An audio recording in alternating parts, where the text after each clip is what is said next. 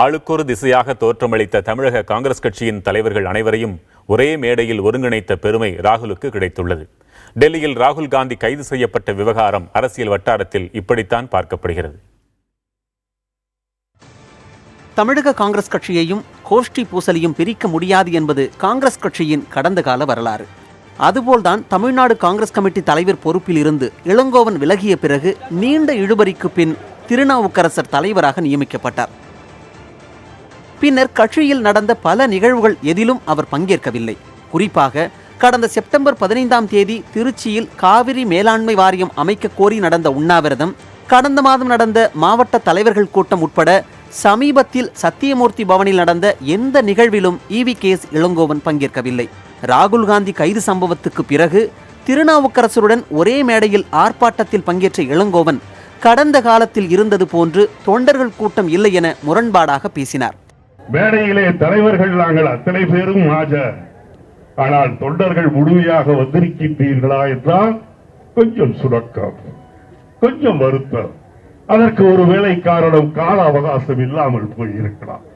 தொடர்ந்து நீங்கள் எப்படி கடந்த 2.5 ஆண்டுகளாக எல்லா நிகழ்ச்சிகளிலும் அலை அலையாக வந்து நீங்கள் கலந்து கொண்டீர்களோ, அதே போல் நீங்கள் காங்கிரஸ் நடத்த அத்தனை நிகழ்ச்சிகளுக்கும் நீங்கள் வர வேண்டும். கட்சியில் இளங்கோவனுக்கு புதிய பதவி கொடுத்தால் மகிழ்ச்சி என்று பேசிய திருநாவுக்கரசர் பின்னர் கட்சியில் இளங்கோவன் பங்களிப்பு குறித்து எதுவும் பேசாமல் இருந்து வருகிறார்.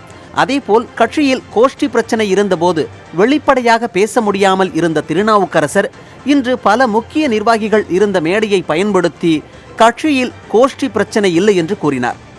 வார பத்திரிகைகளிலே, சில தொலைக்காட்சிகளிலே யாருக்காவது எப்போதாவது இந்த வினோதமான சந்தேகம் வருமையானால் இன்று இந்த மேடையை பார்த்த பிறகு அது போன்ற சந்தேகம் எதிர்காலத்தில் எப்போதும் வராது என்பதை உறுதி செய்கிற நாளாக இந்த நாள் அமைந்திருக்கிறது.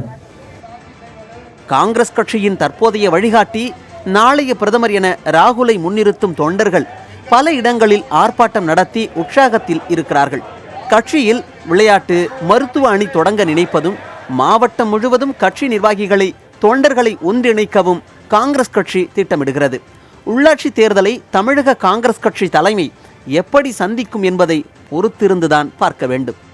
காங்கிரஸ் கட்சி அலுவலகமாக இருந்தாலும் சரி, காங்கிரஸ் கட்சி நடத்தக்கூடிய போராட்ட இயக்கத்தில் இப்படி முன்னணி தலைவர்கள் ஒரே மேடையில் பங்கேற்பது அபூர்வமான நடவடிக்கையாக பார்த்தாலும், இனி வரக்கூடிய காலகட்டத்தில் காங்கிரஸ் கட்சியை கிராமங்கள் தோறும் கொண்டு செல்லவும், நிர்வாகிகளை ஊக்கப்படுத்த தலைவர்கள் இப்படி ஒன்றிணைப்பது பயனுள்ளதாக அமையுமா என்று எதிர்வரக்கூடிய காலகட்டத்தில் தான் பார்க்க முடியும். புதிய தலைமுறைக்காக ஒளிப்பதிவாளர் சதீஷ்குமாருடன் ராஜ்குமார்.